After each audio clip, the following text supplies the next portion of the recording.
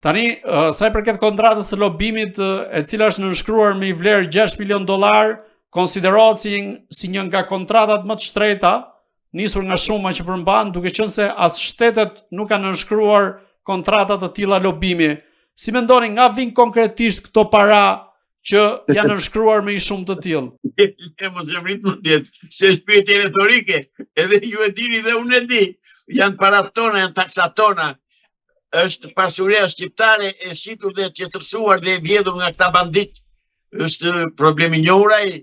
Të s'ka dhënë llogari deri më sot. Të s'ka dhënë llogari.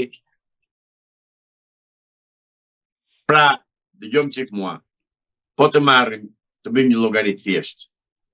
Sa ka pasur rrogën secili nga këta ministra dhe kryeministrat që janë në Shqipëri? Sa ka pasur rrogën e tij dhe sa pasuri kanë sot?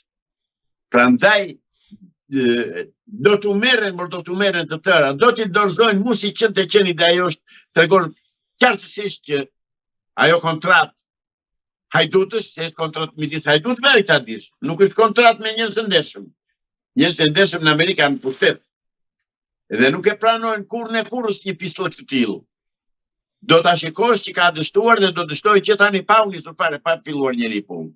Edhe ai Lasebita, ai që se morë vesh që kom si ka ai, që edhe këtu edhe mori, që thot ka marrë $200,000, nuk se vërtet do të ri.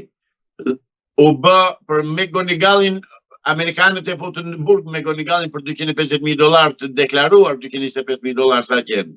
Jo 6 milion, tu është 6 milion edhe të fillon të qetet të thonë po do bëjmë ne kontrat lobimi, harroje.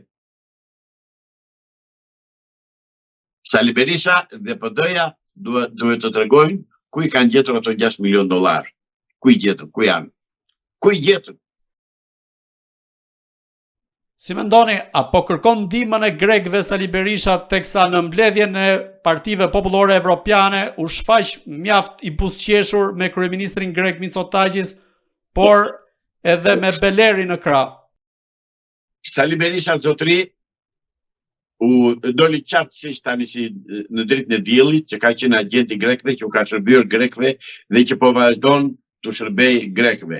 E kanë të shkurtër dhe Sali Berisha dhe Mitsotaki dhe Beleri dhe Belerina dhe të tërë belerët e Greqisë që duan të ndihmojnë një kriminal shqiptar të i vinë në pushtet. Nuk vjen më në pushtet, por jo, lumi tu kthehet dy herë në burim. Ka mbaruar ajo punë. Dhe të vi vërdall sa të doj, tani dridhet Sali Berisha si gjarë për në Shkop, se nuk ka nga si të justifikoj pasurit e fëmijëve të tij dhe të gruas të vetes të tij. Nuk është puna vetëm te Sali Berisha, ju thoni Sali Berisha edhe zakonisht njerëzit më thonë po pse i referohesh Saliut. Është më i tmerrshëm ky i gjati. Po ky është i pacik, ky është i pa moral, ky është i pa karakter. Ky është një palaç ordiner. Por që i bashkon vjedhja të dy, i bashkon vjedhja e pronës shqiptare, i pronës e shqiptarëve dhe varfërimi shqiptarëve, i bashkon përzënia e shqiptarëve jashtë shtetit, i bashkon shitja e trollit shqiptar e tokës shqiptare për €1. Kjo i bashkon, prandaj janë një lloj. Si mendoni, çfarë pritet të bëjë SBA-ja me Sali Berishën, duke qenë se ky i fundit nuk ka bërë transparente as kontratën që kanë nënshkruar me strategun e fushatës elektorale Kris Lasivita? Atë përgjigje e kanë dhënë amerikanët në forma nga më të ndryshme, por e kanë mbyllur çështjen e Saliut. Çështje e zgjidhur. Do vejnë në burg pikë. Dhe zgjidhja do e këtë këtu, jo në Amerikë. Zoti Islami, a i ka shëndruar në shënjestër, po themi, Shtetet e Bashkuara të Amerikës, si Edi Ramën ashtu dhe Sali Berishën, po të nisemi që nga dosja me Gonigal dhe në rastin e Berishës me non gratën dhe së fundmi me kontratën e lobimit? Si në shënjestër, se kuptoj. Pra, a mund të kthehen në target të Shteteve të Bashkuara të Amerikës si Rama me dosjen me Gonigal, ashtu dhe Berisha?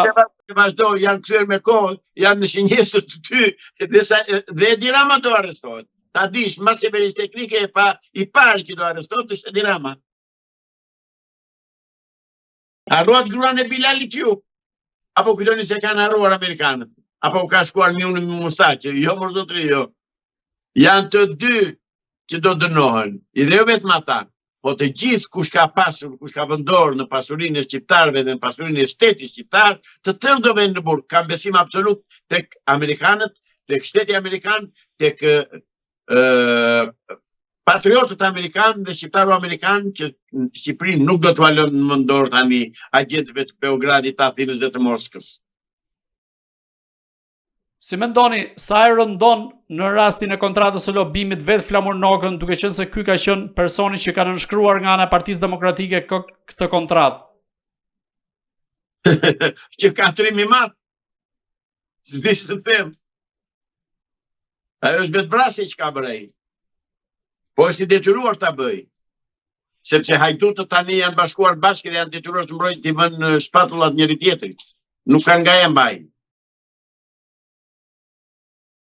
Shfrytëzojnë emrin parti, këta si janë parti, të janë shoqat hajdutësh, dhe këtë e vërtetojnë listat e mbyllura. Nuk janë parti zotri, nuk janë parti politike, nuk janë politikanë këta, që vinë e lëpihen tani në për lagjera, e thonë aman në votën. Si vetë e kërkon votë Ministria e Shëndetësisë, kur dokumentat e saj janë zbuluar në kashar, dokumentat sekrete, çfarë grua është kjo, çfarë politikane është kjo? E para që do e arrestoj ishte ajo. Zoti Islami, si e shikoni SPAK-un pas zgjedhjeve? A mendoni se do të godas figurat kryesore që mund të jenë të korruptuara? Kam besim absolut. Nuk besoj se do zgjënjehem. Nga se niseni në këtë rast? Nisem nga mbështetja që ka SPAK-u nga ata që e krijuan nga Shtetet e Bashkuara të Amerikës. Se nuk e krijoi SPAK-un Northrock i kryeministrisë. SPAK-un e krijuan amerikanët, Byron Kombëtar të Jetimit e krijuan amerikanët. Në Byron Kombëtar të Jetimit punojnë oficerët të FBI-së amerikane. Në shërbimin sekret punojnë oficerët të FBI-së amerikane. Se nuk është rastësi që shërbimi sekret shqiptar zbuloi se ku shkuan dokumentat e hequra nga Ministria e Shëndetësisë. Ndërsa ai që duhet të mbrojë kushtetutë, duhet të mbrojë ligjet dhe duhet të mbrojë tëra presidenti shqiptar që është kryetari i shtetit. Ai është bashkëpunëtor me këta bashkëpjesëmarrës, bashkëhajdut dhe ka mbaruar. Ai plot tani.